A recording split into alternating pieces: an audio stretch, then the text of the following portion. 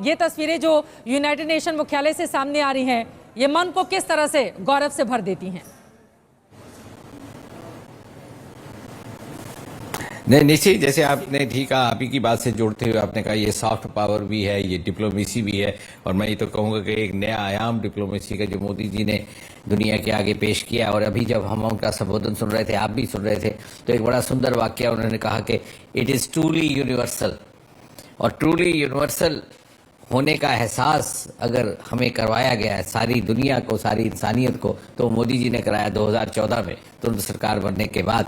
और मुझे तो लगता है कि सारे विश्व को भिन्न भिन्न संस्कृतियाँ, भिन्न भिन्न सभ्यताएँ हैं, लेकिन हमारा धर्म कोई हो, मजहब कोई हो, जात कोई हो, जिस्म का रंग कोई हो, खान पान कोई हो, वेशभूषा कोई हो, योग के माध्यम से एक डोर में सारी दुनिया को बांधने का, पूरी मानवता को बल्कि बांधने का काम कैसे हो सकता है, ये रास्ता मोदी जी ने दिखाया।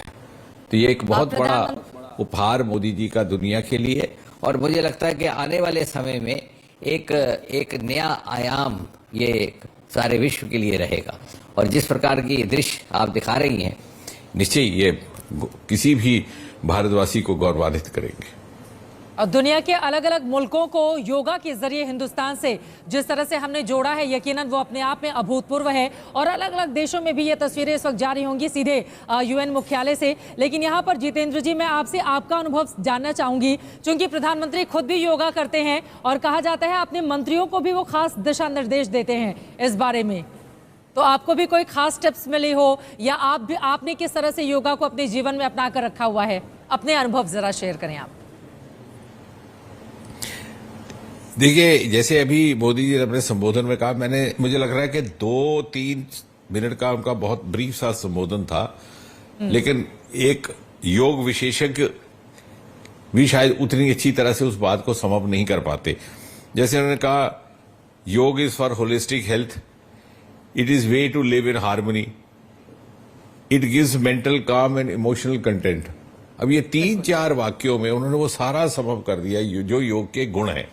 और ये ऐसे गुण हैं जो हर इंसान के लिए, चाहे उसका ताल्लुक किसी भी देश, किसी भी मुल्क से क्यों ना हो, उसके साथ, उसके जीवन के साथ जुड़े रहते हैं। और निश्चय उन्होंने तो कई बरस तक योग अभ्यास किया है, लेकिन जिस प्रकार से उन्होंने योग को न केवल अपने जीवन शैली का एक हिस्सा बनाया, बल्कि उसका प्रचार प्रसार करके बाकी समाज को उसका लाभ पहुंचे, वो मुझे लगता है उनका जो इनहेरेंट कैरेक्टर है उसका हिस्सा है। मोदी जी ने कभी कोई चीज कुछ अपने खाते नहीं रखा, सदा हर चीज समर्पण भाव से वो करते गए। जो उनके पास उनका अनुभव था, जो उनका ज्ञान था, जो उन्होंने भ्रमण करके जगह जगह से देखा था, उसको वो लोगों में बांटते गए।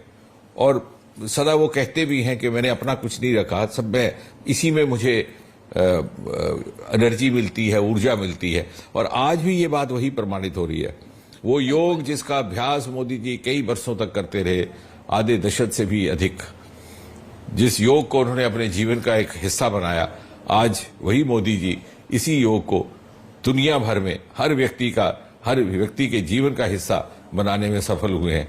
मुझे लगता है एक बहुत बड़ी विंडिकेशन उनके लिए भी और हमारे लिए भी एक बहुत बड़ा गर्व की बात है ये सब देखना, ये दृश्य देखना जो आज आप दिखा रही हैं। बिल्कुल, अपने आप में अभूतपूर्व ये तस्वीरें हैं जो पूरा मुल्क इस वक्त देख रहा है और दुनिया के अलग अलग देशों के तमाम लोग भी देख रहे होंगे, क्योंकि 180 देशों के प्रतिनिधि आज के इस कार्यक्रम में शिरकत कर रहे हैं। तो दुनिया भर में एक बड़ा संदेश यहाँ पर देता हुआ। लेकिन एक और सवाल जो जहन में आता है, इन्हीं तस्वीरों के साथ पीएम जब न्यूयॉर्क पहुंचते हैं तो मुझे रामधारी सिंह दिनकर की वो पंक्तियां भी याद आ गई, जिसमें उनकी ओर से कहा गया था, जो तटस्थ हैं समय लिखेगा उनके भी अपराध। और तटस्थता से जुड़ा हुआ सवाल जब पीएम मोदी के सामने आता है रूस यूक्रेन युद्ध के संदर्भ में, तो उनकी ओर से स्पष्ट किया जाता है कि हम तटस्थ नहीं हैं, हम शांति प्रिय हैं, हम शांति के पक्षधर हैं और हमें इसी रूप में जाना जाए। तो इसके जरिए प्रधानमंत्री क्या बताना चाहते हैं दुनिया भर के मुल्कों को, एक ऐसे वक्त में जब अलग अलग गुटों में बटी हुई दुनिया नजर आती है और हिंदुस्तान का बिल्कुल अलग अलहदा रुख इस पर दिखाई देता है? मेरे ख्याल से इस बात के साथ ये भी बात जोड़ दी जाए, जैसे मोदी जी ने जब G20 की मेजबानी की तो उसका थीम दिया वसुधैव कुटुंबकम, one earth, one family, one future. और जब अंतर्राष्ट्रीय योग दिवस है तो उसका आह्वान करते हुए भी उन्होंने इसी बात को आगे बढ़ाने का प्रयास किया।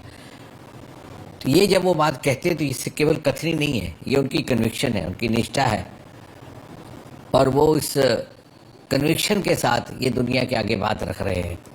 और योग भी आज, योग के माध्यम से वही संदेश देने का प्रयास हो रहा है। यानी अगर आप शांति प्रिय देश हैं तो इसका अर्थ ये नहीं है, या आप चाहते हैं कि सारी मानवता स्नेह के साथ, भाईचारे के साथ, प्रेम मोहब्बत के साथ रहे, तो इसका अर्थ ये नहीं है कि आप किसी गुट का हिस्सा हैं। मोहब्बत करने वाला कभी किसी गुट का हिस्सा नहीं होता। आपने कविता पढ़ी तो आपको याद होगा, वो पुराना गीत भी है कि खड़ा है दर्द का रिश्ता तो फिर जुदाई क्या, जुदा तो होते हैं वो, खोट जिनकी चाह में है। तो जिनकी चाह में खोट ना हो वो जुदाई की बात नहीं करते। जब प्रेम होगा, स्नेह होगा, और प्रेम और स्नेह का अर्थ ये नहीं है कि आप किसी ब्लॉक का हिस्सा है, आप इस तट का हिस्सा है या उस तरह का। तो एक नई सोच, नया फलसफा और एक नई राह दुनिया को दिखाने का काम मोदी जी ने किया। और यही कारण है कि आज वो दुनिया के सबसे कद्दावर नेता माना जाता है। ये कोई मामूली बात नहीं है कि जितने भी बड़े देश हैं, चाहे अमेरिका है, इंग्लिस्तान है, कितने प्रधानमंत्री आए गए, कितने राष्ट्रपति आए गए, मोदी जी इस समय among the senior most heads of state हैं अक्रॉस द वर्ल्ड। वैसे तो as head of elected government तो कई बरस हो गए उनको, 2 दशक से भी अधिक। तो और इस दौरान उनका स्वयं का कद तो बढ़ा ही बढ़ा, लेकिन भारत के सामर्थ्य को, भारत की क्षमता को दुनिया के साथ परिचित भी करवाया, और भारत क्या कुछ विचार के रूप में दे सकता है, जो शायद बीच में एक खला आ गई थी कुछ एक दशक। और योग भी शायद आज दुनिया ये समझ गई कि योग का जन्म कहाँ से हुआ था। यानी बीच में कुछ एक ऐसे दशक आए कि भारतवासी योग की तरफ उतना रुझान नहीं रख रहे थे जितने के पश्चिम के शोधकर्ता और रिसर्चर इस तरफ झुकने लगे थे। तो एक बहुत बड़ा एक सम्मानजनक स्थान जहाँ भारत को मिला है, वहाँ पूरी मानवता और पूरी दुनिया को भी उन्हें एक नया फलसफा आज प्रदान किया है। तो क्या आप जितेंद्र सिंह जी ये कहना चाह रहे हैं कि अक्सर जिन लाइनों का प्रयोग हम हमेशा करते हैं, सर्वे भवन्तु सुखिनः सर्वे सन्तु निरामया, इसको असल रूप में अगर घर घर तक और दुनिया तक पहुंचाने का काम किया गया है तो उसका श्रेय प्रधानमंत्री नरेंद्र मोदी को, चूंकि उनकी ओर से प्रस्ताव इसी यूनाइटेड नेशन में 9 साल पहले रखा गया था, जब दुनिया भर के तमाम दूसरे मुल्क प्रस्तावक बने दूसरे नंबर के, और फिर उसको पास किया गया, और फिर अगले साल 2015 से इसका शुभारंभ हो गया था। क्या ये माना जा सकता है कि इसके जरिए एक बड़ा संदेश हिंदुस्तान ने दुनिया भर के अलग अलग मुल्कों तक पहुंचाया है और उसमें उसको कामयाबी भी मिली है? नीचे पहुंचाया है। मोदी जी का बहुत बड़ा उपहार है दुनिया के लिए। और ये भी एक सोचने वाली बात है कि शायद दुनिया हमारे सामर्थ्य को देखने के लिए, परखने के लिए, समझने के लिए तैयार थी, लेकिन हमारे पास ऐसे नेतृत्व का अभाव था। जब मोदी जी ने प्रधानमंत्री तुरंत बनने के बाद इस बात का प्रस्ताव रखा अंतर्राष्ट्रीय योग दिवस का, तो सर्वसम्मति से संयुक्त राष्ट्र के प्रत्येक देश ने उसको स्वीकार किया। इसका अर्थ यह हुआ कि इससे पहले भारत के सामर्थ्य को, भारत की आप कह रहे हैं सॉफ्ट पावर, या भारत की जो विचार शक्ति है, उसको सही तरीके से सामने रखने का कभी संजीदगी से या गंभीरता से किसी ने प्रयास नहीं किया। या शायद उससे पहले के जितने भी हमारे नेतृत्व रहे उनमें उस प्रकार की सोच नहीं आई, विजन नहीं आई, या उस प्रकार का उन्हें तरीकाकार नहीं समझ आया कि किस प्रकार वो विश्व के आगे भारत के सामर्थ्य, भारत की क्षमता, मात्र फिजिकल ही नहीं बल्कि जो हमारी हजारों बरस की विरासत है, जिसका योग भी हिस्सा है, किस तरह से उसको दुनिया के आगे प्रस्तुत किया जाए। मोदी जी ने किया और तुरंत उसे दुनिया ने स्वीकार किया। अर्थ ये हुआ कि दुनिया हमें स्वीकार करने के लिए तैयार थी, लेकिन हमारे पास इस तरह की लीडरशिप नहीं थी जो उसे उस तरीके के साथ प्रोजेक्ट कर पाती। दुनिया तो स्वीकार कर रही है, 180 देशों के प्रतिनिधि आज इस कार्यक्रम का हिस्सा बन रहे हैं जितेंद्र जी, लेकिन घर के भीतर, हिंदुस्तान के भीतर विरोध की आवाजें भी हैं इस योगा दिवस को लेकर। लेकिन इसी के साथ ही साथ मेरा अगला सवाल भी आपसे जुड़ा हुआ है। एक वक्त पर जब हथियारों के बलबूते या दुनिया को डराकर अपने दबदबे को कायम करने की कोशिश कई ऐसे मुल्कों की ओर से की जा रही है, उस वक्त अपनी संस्कृति और योगा के जरिए अलग अलग देशों को खुद से जोड़ने की ये जो कवायद है, वो हिंदुस्तान को कहां पर ले जाकर खड़ा करेगी? मुझे लगता है कि हिंदुस्तान को प्रथम श्रेणी में की कतार में तो खड़ा करेगी। आने वाले समय में दुनिया भारत की ओर देखेगी, मोदी जी की ओर देखेगी। संकट के समय, क्राइसिस के समय मोदी जी किस प्रकार से आपका मार्गदर्शन करते, किस दिशा में आपको रास्ता दिखाते। अब आपने बहुत अच्छी बात कही कि आपसी कुछ एक झगड़े भी होंगे इन देशों के बीच, कुछ एक बातों में डिफरेंस ऑफ ओपिनियन भी रहा होगा। ऐसा तो नहीं कि 180 देश पूरी तरह से एक दूसरे के साथ मिल बैठकर हर चीज़ में कंफर्टेबल है। कहीं ना कहीं कुछ ना कुछ अड़चने भी होंगी, विडंबनाएं भी होंगी, लेकिन देखिए किस तरह से सब एक साथ बैठ कर के योग कर रहे हैं। मोदी जी ने कहा तो मोदी जी एक तरह का उनके लिए एक नए फलसफे की अगुवाई करने वाले एक शख्सियत बन गए हैं। तो मुझे लग रहा है कि एक जैसे किसी ज़माने में एक अंतर्राष्ट्रीय स्तर पर हमें कुछ एक ऐसे व्यक्तित्व मिल जाते थे जो सारी दुनिया को राह दिखाने का काम करते थे, वही आज भूमिका मोदी जी अंजाम दे रहे हैं। आप यहाँ पर आपसे बातचीत करते करते अब चीन की ओर से भी कुछ आवाजें सामने आई हैं, तो उसका भी जवाब मैं ले लेती हूँ। आप केंद्र सरकार में दिग्गज मंत्री हैं। देखिए, ग्लोबल टाइम्स में लिखा हुआ है चाइना में कि अमेरिका भारत के साथ अपने रिश्तों को इसलिए मजबूत कर रहा है क्योंकि वो चीन के आर्थिक विकास को रोककर खुद आगे निकलना चाहता है। अमेरिका की यह रणनीति फेल हो जाएगी क्योंकि ग्लोबल सप्लाई चेन में भारत या कोई भी देश चीन को पछाड़ नहीं सकता। और फिर ग्लोबल टाइम्स आगे लिखता है कि भारत को अमेरिका के जियो पॉलिटिकल जोड़ तोड़ से बचना चाहिए। अमेरिका चीन को रोकने के लिए सेल्फिश गेम खेल रहा है, लेकिन भारत को अपने विकास के लिए चीन के साथ ट्रेड और इकोनॉमिक कोऑपरेशन को बढ़ाना बेहद जरूरी है। तो जब पड़ोसी मुल्क की ओर से इस तरह की आवाजें आ रही हैं तो इसके मायने क्या निकाले जाए मंत्री जी?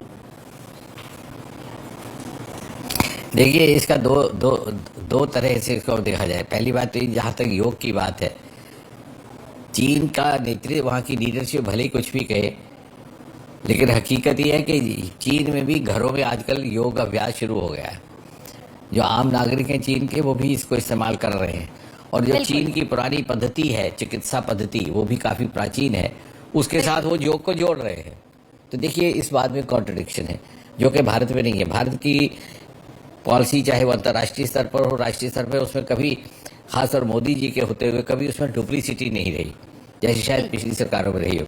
तो चीन जो कह रहे हैं वो शायद वो एक स्टैंस लेने के लिए, एक पोजीशन लेने के लिए कह रहे हैं, लेकिन वो उनके घर की हकीकत नहीं है। योग वहाँ पे भी अभ्यास हो रहा है। दूसरी बात ये कह देना कि अमेरिका इस तरह कर रहा है कि अमेरिका के पास मोटिव है, लेकिन बड़ी बात यह है कि किसी भी देश के लिए आज सबसे बड़ा मार्केट हिंदुस्तान है, the most preferred and the favourite business destination.